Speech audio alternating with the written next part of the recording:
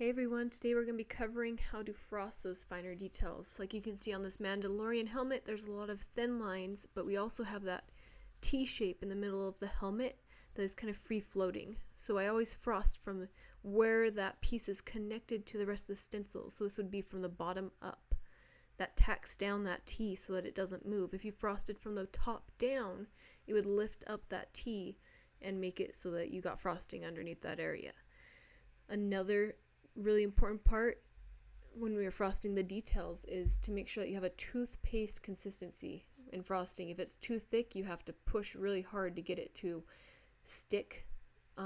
If it's too thin, that's where you start getting it bleeding underneath the edges.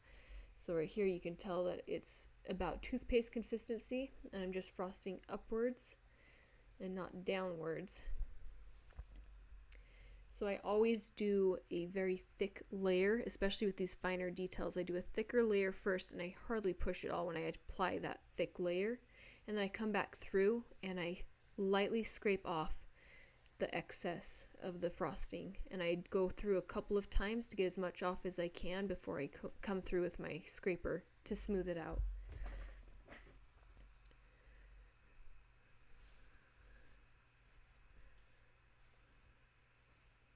So I use the Wilton's scraper.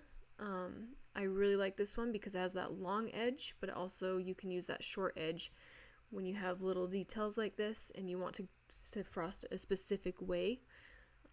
You can scrape each individual design. And as you can see, I went over that one a couple of times. It's totally fine if you need to smooth it out. You're barely putting any pressure. And then I come back through because it wasn't quite wide enough to get those fine details on the edge of the helmet.